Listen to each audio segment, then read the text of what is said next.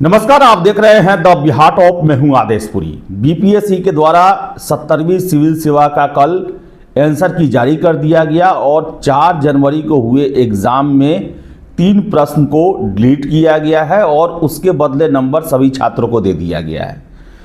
आपको बता दें कि छात्र इस पर काफ़ी नाराज हैं कि एक तो आपने 3 प्रश्न जो है आपने या तो गलत दिए, डिलीट किया और ऊपर से 3 नंबर उन्हें दे भी दिए। स्केलिंग करने वाले हैं आप रिजल्ट में, ऐसे में 3 नंबर का ग्रेस जो है सभी छात्रों को मिल गया।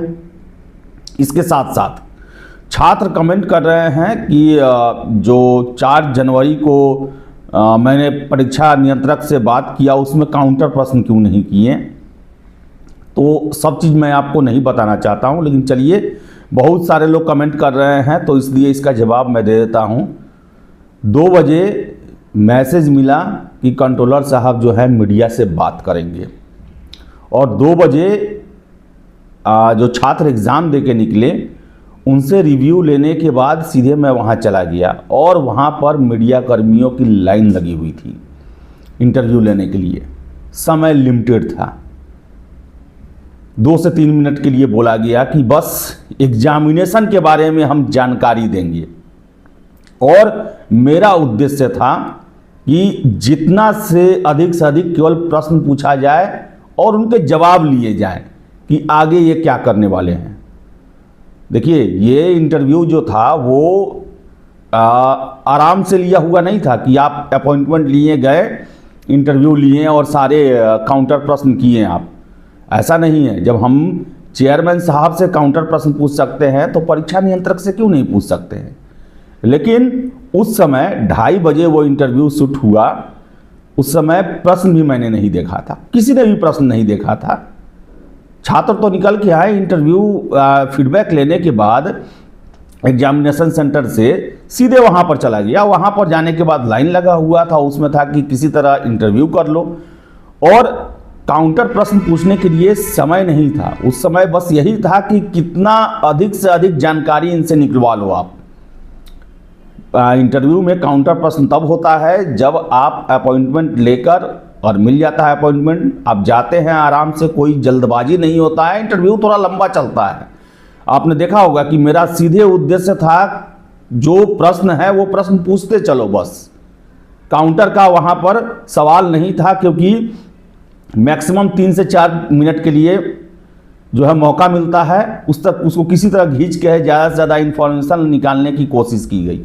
तो वो इंटरव्यू जो था वो जल्दबाजी में, हड़बड़ी में लिया हुआ था, पीसी नहीं हुआ था कि पीसी में आप काउंटर प्रश्न पूछें। तो ये सब बात मैं बताना नहीं चाहता हूँ, लेकिन बहुत सारे छात्र जो हैं ये लगातार आरोप लगा रहे हैं। जब आप ही सोचिए ना, जब चेयरमैन साहब पहले अतुल प्रसाद जी थे, सभी लोग से जब प्रश्न किया जा सकता है तो परीक्षा नियंत्रक से क्यों नहीं किया जा सकता है। लेकिन समय नहीं था, प्रश्न कोई नहीं देखा था उस समय, कोई भी नहीं देखा था, क्योंकि वो इंटरव्यू 2 बजे से लेकर 2:30 बजे के बीच में ही सभी लोग को दिया गया और 2:30 बजे ही मैंने लिया था।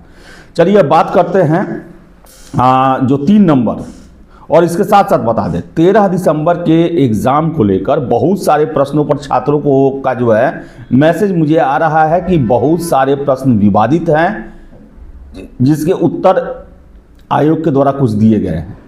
और सबसे ज़्यादा नाराज़गी ये है कि आपने जो है वो 3 नंबर ग्रेस में दे दिया है 4 जनवरी के छात्रों को। और स्केलिंग की बातें भी परीक्षा नियंत्रक ने बोला कि हम स्केलिंग के तहत जो निकाल लेंगे, तो स्केलिंग में कहीं ना कहीं तो वो उनको फ़ायदा पहुंचाएगा, ये छात्रों का कहना है। ये कमेंट्स आ रहे हैं, ये फ़ोन आ रहे हैं। तो आपको बता दें कि इतना कुछ होने के बाद भी बीपीएससी 150 प्रश्न सही से सेट नहीं कर पाती है और ये कहते हैं कि नॉन सीरियस छात्र, लेकिन ये एक्सपर्ट कैसा खोज के लाए। आप सोचिए कि दिया हुआ है एक्सप्लेनेशन में कि 2000 से पहले जो है बिहार इसका आंसर होता। अरे बिहार झारखंड के अलग हुए लगभग 25 साल हो गए और जो आपके एक्सपर्ट है उनको क्या ये नहीं पता है कि बिहार और झारखंड 25 साल पहले अलग हो चुके हैं। आखिर किस दिमाग से यह प्रश्न दिया गया। 2023 में जनगणना कैसे सेट हो गया? ये कहां से सेट हो गया 2023 में जनगणना? कैसे कोई इतना गैर जिम्मेदार हो सकता है? कैसे गैर जिम्मेदार व्यक्ति को प्रश्न सेट करने का अधिकार दे दिया गया?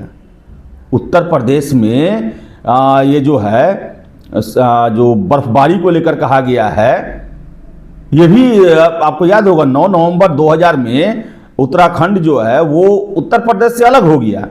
यानी कि जो प्रश्न पत्र सेट करने वाले हैं, क्या अभी 1990 के दशक में ही जी रहे हैं? वो अभी से 25-30 साल पीछे की ही दुनिया में जी रहे हैं। आखिर कैसे लोगों को दे दिया गया प्रश्न सेट करने के लिए? कौन है वो एक्सपर्ट? और न जाने कितने विवादास्पद प्रश्न दिए गए हैं। इंग्लिश का ट्रांसलेशन गलत दिया गया है। इंग्लिश हिंदी का ट्रांसलेशन जो है वो प्रश्न का प्रकृति बदल जा रहा है। कहां से ये प्रश्न दिया गया है? कौन है ये नॉन सीरियस गैर जिम्मेदार एक्सपर्ट? और किस व्यक्ति के द्वारा जो है वो इनका चुनाव किया गया? आयोग को इसका जवाब देना चाहिए कि आखिर क्या वजह है कि 150 प्रश्न आयोग के द्वारा, जो ऑल इंडिया के एक्सपर्ट हैं, उनके द्वारा 150 प्रश्न सही तरीके से नहीं सेट किया जा सकता है। 67वीं और 60वीं 69वीं को छोड़ दें, 3 बीपीएससी छोड़ दें, इसके बाद शायद ही सभी प्रश्न सही से सेट हुआ हो। आप टीआरई 3 का देख ले, हर एक पेपर में कम से कम 2 और मैक्सिमम 5 से 7 क्वेश्चन जो हैं वो आयोग के द्वारा डिलीट किया गया है। कैसे हम मान ले कि सीरियस ये एक्सपर्ट हैं जिनके द्वारा ये सब प्रश्न सेट किया जाता है? और आयोग को इस पर सफाई देना चाहिए कि कहां से, किस व्यक्ति ने, किन तर्कों के आधार पर यह प्रश्न सेट किया। यह साधारण कोई बात नहीं है। सिविल सेवा के प्रश्न जो होते हैं वो साधारण प्रश्न नहीं होते हैं। वो इस तरह यूं ही सेट नहीं कर दिया जाता है। और आप सोचिए कि यह 25 साल पहले का प्रश्न देने का तुक कैसे बनता है? कैसे आखिर डाला गया? क्या किसी कहीं से क्वेश्चन कॉपी पेस्ट करके लगा दिया गया?